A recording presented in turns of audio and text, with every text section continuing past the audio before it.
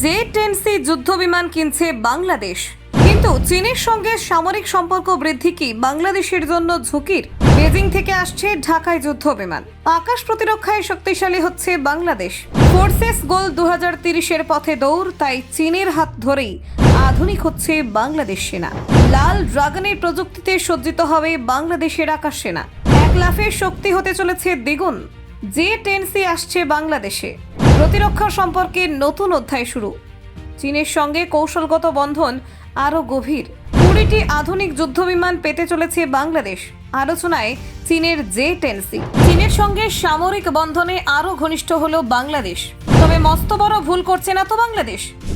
দেখুন, বাংলাদেশ ও চীনের প্রতিরক্ষা সম্পর্ক বহু দশক ধরে স্থায়ীভাবে বিকশিত হয়েছে। 1975 সালে কূটনৈতিক সম্পর্ক স্থাপনের পর থেকে চীন বাংলাদেশের সশস্ত্র বাহিনীকে আধুনিকীকরণে ধারাবাহিক সহায়তা করে আসছে।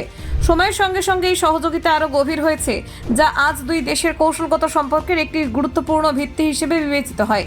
চীনের সহায়তায় বাংলাদেশের সেনাবাহিনীর অস্ত্র ভাণ্ডারে যুক্ত হয়েছে আধুনিক ট্যাঙ্ক, আর্টিলারি এবং অন্যান্য যুদ্ধ সরঞ্জাম। নৌবাহিনীতে সংযোজিত হয়েছে ফ্রিগেট, মিসাইল, বোট, সাবমেরিন। বিমান বাহিনীতে এসেছে উন্নত মানের যুদ্ধ বিমান ও প্রশিক্ষণ সরঞ্জাম। এই ধারাবাহিকতার অন্যতম গুরুত্বপূর্ণ পদক্ষেপ ছিল 2002 সালে স্বাক্ষরিত প্রতিরক্ষা সহযোগিতা চুক্তি, যা সামরিক প্রশিক্ষণ, প্রযুক্তি হস্তান্তর এবং যৌথ উৎপাদনকে নতুন মাত্রা দেয়। সাম্প্রতিক সময়ে বাংলাদেশের বিমান বাহিনীর জন্য চীনের কাছ থেকে 20টি জে-10সি যুদ্ধবিমান কেনার উদ্যোগ নেওয়া হয়েছে। এই পদক্ষেপকে দুই দেশের প্রতিরক্ষা সহযোগিতার নতুন যুগের সূচনা হিসেবে দেখা হচ্ছে। 4.5 প্রজন্মের এই যুদ্ধ বিমানগুলো বাংলাদেশের পুরনো F-7 ফাইটার জেটগুলিকে প্রতিস্থাপন করবে। এই বিমানগুলির উন্নত রাডার, অস্ত্র বহন ক্ষমতা এবং আকাশ যুদ্ধের সক্ষমতা বিমান বাহিনীর প্রতিরক্ষা শক্তিকে এক নতুন উচ্চতায় নিয়ে যাবে। বাংলাদেশ সরকারের ফোর্সেস গোল 2030 কর্মপরিকল্পনার আওতায় সশস্ত্র বাহিনীকে আধুনিকায়নের লক্ষ্য নির্ধারণ করা হয়েছে।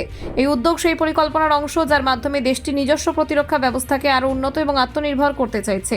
চীনের প্রযুক্তি ও প্রশিক্ষণ সহায়তায় এই আধুনিকীকরণের একটি গুরুত্বপূর্ণ ভূমিকা পালন করছে। বাংলাদেশের প্রতিরক্ষা নীতিতে ভারসাম্য বজায় রাখার প্রবণতা লক্ষ্য করা যায়। দেশটি কোনো একক শক্তির উপর নির্ভরশীল না থেকে বহুমাত্রিক অংশীদারিত্ব গড়ে তুলতে চায়। চীনের কাছ থেকে সরঞ্জাম কেনার অন্যতম কারণ হলো তুলনামূলকভাবে কম খরচে আধুনিক প্রযুক্তি পাওয়া যায় এবং এতে কঠোর রাজনৈতিক শর্ত আরোপ করা হয় না।